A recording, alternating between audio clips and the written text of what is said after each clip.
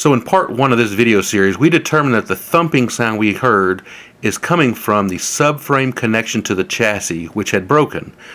In part two, we disassembled the entire rear end of this vehicle so that we could get the subframe out so that we could make the appropriate repairs. In part three, we replaced the subframe bushings as well as the differential bushings and installed the Turner Motorsports subframe chassis reinforcement kit. This is part 4, which we will reinstall all the rear end components. Okay, we're going to start reassembling this. We took down notes as we took it apart, and I've documented those, got a nice little list going on, and I've also recorded all the torque specs. And so we're going to get this subframe put back in place. We're going to torque the rear bushings down to what we need. It's an M12, so that's a 57 foot-pounds. We'll get the rears torqued, but the fronts we're just going to put on snug because those actually have to come back off in order to get a cross brace back on there. So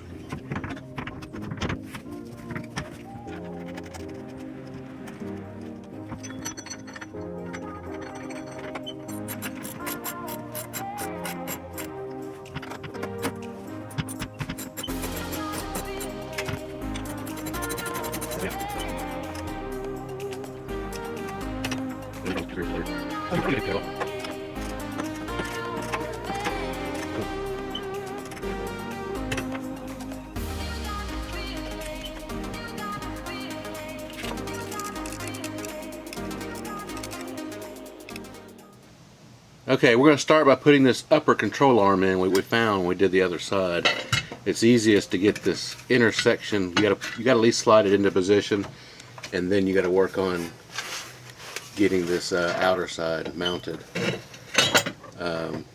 Once you get the bolt through this outer side, then we can go back and put the bolt through the inner side. Then we're going to torque both of those. They're both M12s, so those will both get torqued to 57 foot-pounds.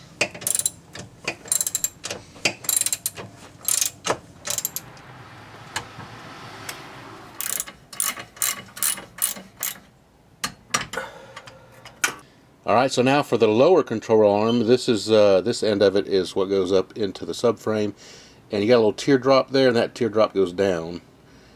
We'll get that put into position and mounted just hand tight first, and then we'll insert the bottom end into the caliper area.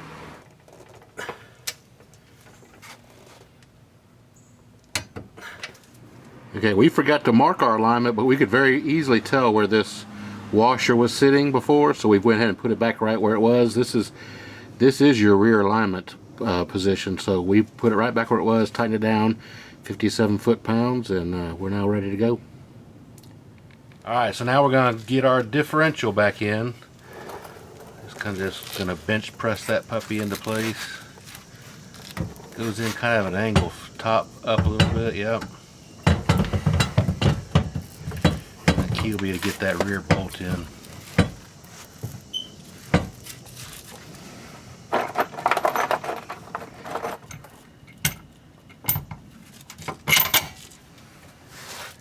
Okay, so now we can position and put in those front two 18mm M12 bolts. Get them lined up and screwed in by hand. And we're going to torque those to 70 foot-pounds. Okay, time to put on the passenger side axle. Remember we marked those early on, so we put them back in the same spot. We've got the marks visible, and we'll be able to put the holes in the right spot.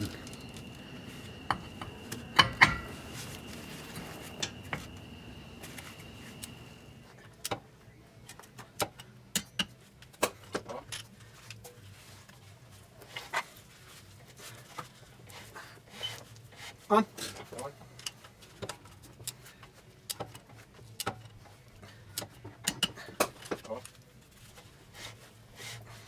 On.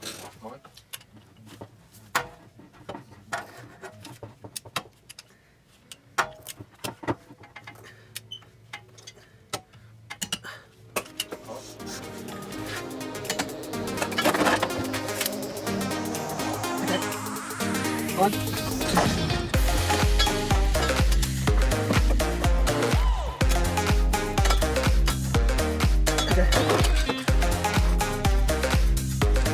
On.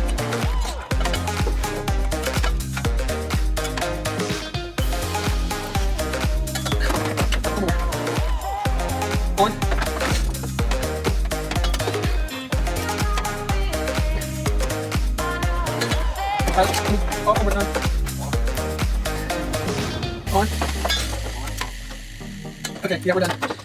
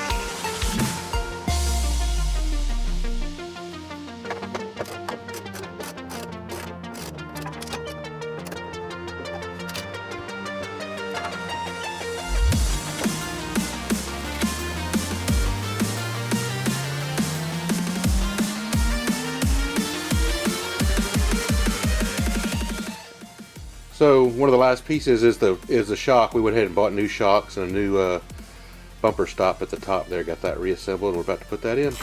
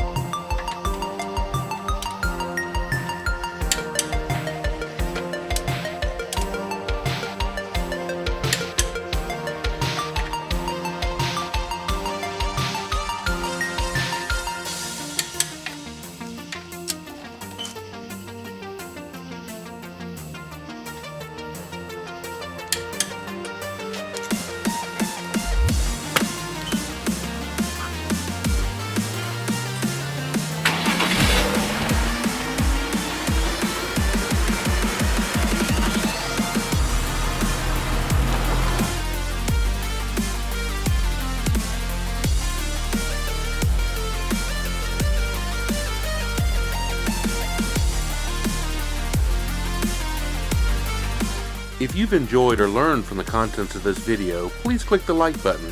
It's the simplest way to provide me some feedback to let me know that it was helpful. On the left, there's a link to a playlist that'll contain all the videos for this vehicle, as well as a link to subscribe to my channel with all my other goodie videos. And remember, with a little bit of insight, you can do it too.